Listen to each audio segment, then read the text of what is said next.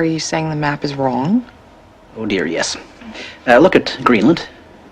Okay. Now look at Africa. Okay. The two land masses appear to be roughly the same size. Yes. Would it blow your mind if I told you that Africa is in reality 14 times larger? Yes? Here we have Europe, drawn considerably larger than South America. When it's 6.9 million square miles, South America is almost double the size of Europe's 3.8 million. Alaska appears 3 times as large as Mexico, when Mexico is larger by 0.1 million square miles. Germany appears in the middle of the map when it's in the northernmost quarter of the Earth. Wait. Relative size is one thing, but you're telling me that Germany isn't where we think it is? Nothing's where you think it is. Where is it? I'm glad you asked.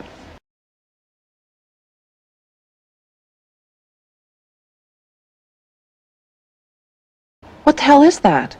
It's where you've been living this whole time. Should we continue? Uh-huh.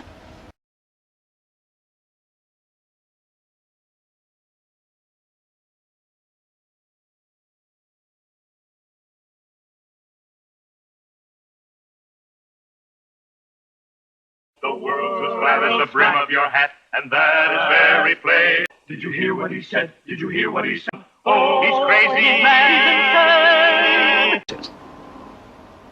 But wait, how? Yeah, but you can't do that. Why not? Because it's freaking me out.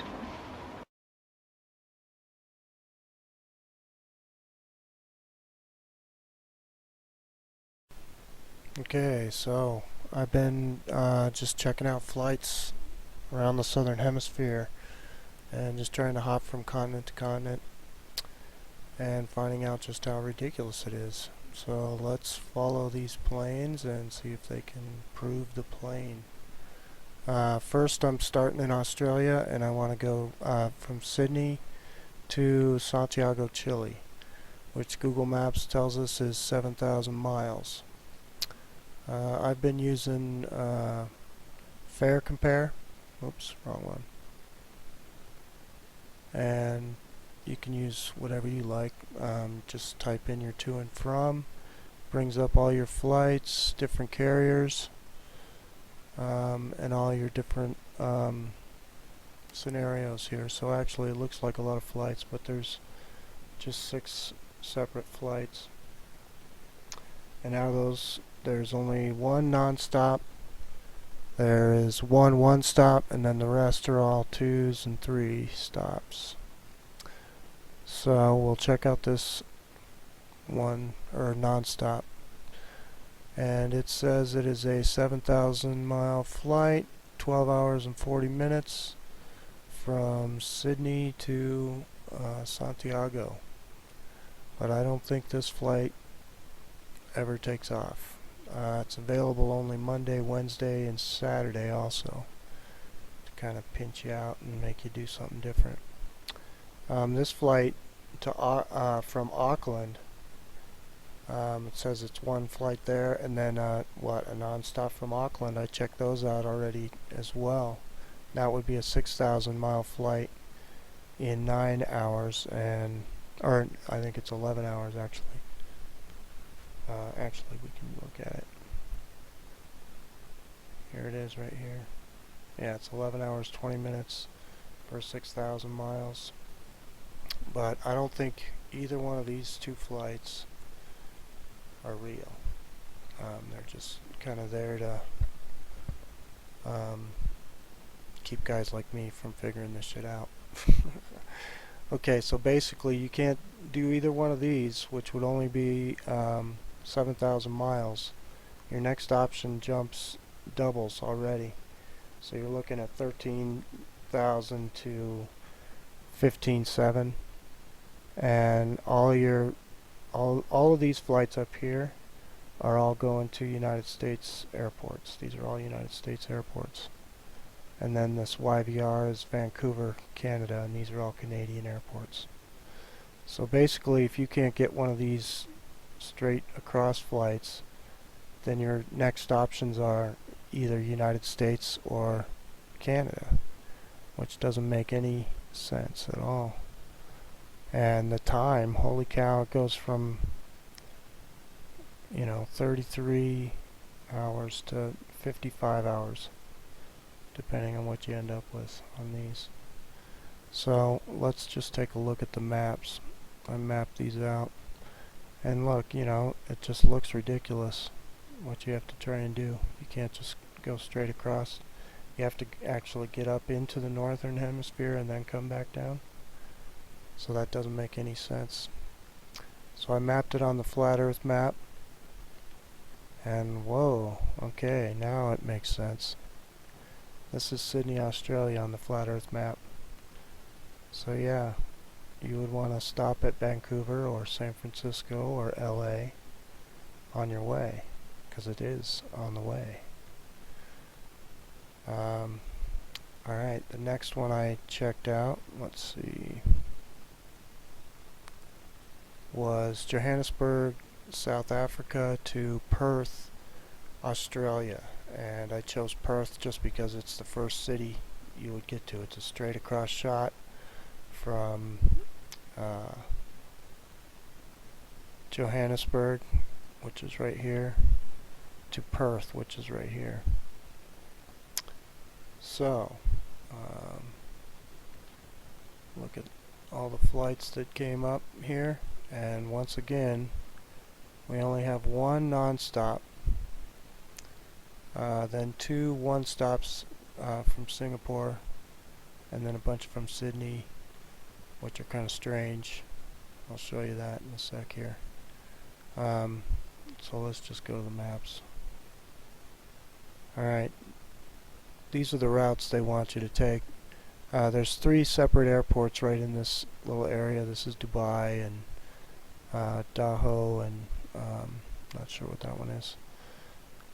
This one's Hong Kong, this one's Singapore, and here's Perth right here. These two in black, this is the non-stop that they have to Perth, and this one's kind of a weird one. There's a little tiny island right here called Mauritius, and you know, it's almost, you know, a straight shot, but it's got a 20-hour layover. So I don't know how many people would actually opt for that flight, but the reason I put these in black is because I don't think they exist either. And then you got all these flights that go to Sydney, which is here. So what, you're going to fly right over your destination, fly 2,000 extra miles, and then hop around to all these other cities before coming to Perth. So this is kind of a weird one I can't really figure out yet, especially when you look at the map, the flat earth map. All the other routes make sense because yeah, it's on the way. Here's Perth, here's South Africa, all the stops are on the way. This is that Mauritius though, so yeah, I don't know, maybe. These are all the flights to Sydney, so it still looks like a pretty long shot to Sydney. But who knows, maybe this map isn't even correct, who knows, I don't know. Let's see, the last one I mapped was, I wanted to go from Cape Town, South Africa, to Buenos Aires, Argentina, and these are the routes that they were giving me. And there wasn't, yeah, I could show you that. They don't even have a non-stop. So you don't even have that option to just go straight across. So all of your other options are here. You can go to the London, Amsterdam, Istanbul, Dubai again. But you can't go straight across. And then, yeah, there's a couple stops near Rio de Janeiro and another one over here. I can't remember exactly, but yeah, strange. And then I mapped it on this map, and you can see that, you know, they aren't. South America is pointing away from the way it looks on the Mercator map, so it's not just a straight across shot like it looks on that map anyways. But yeah, you can see all these flights have to go towards the North Pole first, and then down. So there you have it. I encourage you to check it out because you can use any of these other cities around. Even trying to just, you know, I tried to take some shots at just the shortest jump right across, and then you still can't do it.